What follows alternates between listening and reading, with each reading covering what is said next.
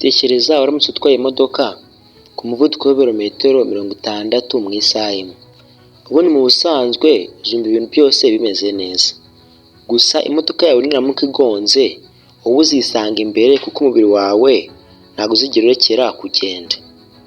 Umubiri wawe ugomeza kugenda ujya imbere, kabone naho wowe ubwawe wabarekeye cyangwa se imodoka yaba yahagaze mu gihe yaba igonze utari witeguye. Ubwo rero bivuze ko niba nta mukandara wambaye ushobora kwisanga waguye imbere, ndetse ushobora no kwisanga wavuye muri ya modoka wisanze kure. None ka twibaze ngo ni ukubera iki imodoka ifite imikandara? Ubundi igisubizo ni ikintu cyoroshye, ni ukugira ngo umubiri wawe ugume ahantu wagombye kuba uri mu gihe wenda nk'imodoka yaba ihagaze mu buryo butunguranye.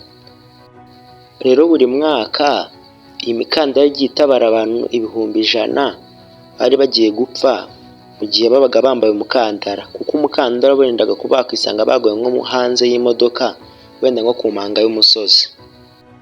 Gusa ntabwo wakwiyumvisha uburyo ikintu gito kingana kuriya umukandara mutoya ukozwe mu mupira usanzwe ushobora kuba wakurinda impanuka zingana utya kuri ubu buryo.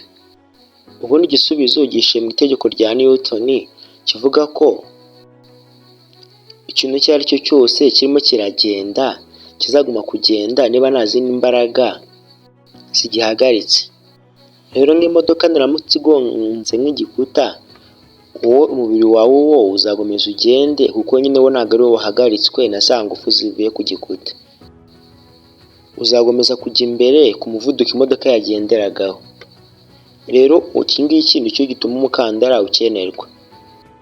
Bituma na cya gihe imodoka ihagaze nawe uhagarara, aho kugira ngo wisange wagiye imbere. Aha rero niho umukandara ukwirakwiza imbaraga nyinshi ku bice cyane bifite imbaraga nk'igituza, inda ndetse n'amatako. Ibi ngibi bigabanya amahirwe menshi yari kuza kukubaho, cyangwa se nk'amahirwe make yari kuza kukubaho ukisanga ufite ibikomere byinshi ku mubiri. Ndetse kandi muri iyi minsi habaho intebe ziba zifite n'ubwenge, niko twazita, aho mu modoka hari mechanism yitwa retention, aho iyo hari nk'ikintu cyumvikanye isa nkaho hari nk'impanuka umukandara uguhambira cyane.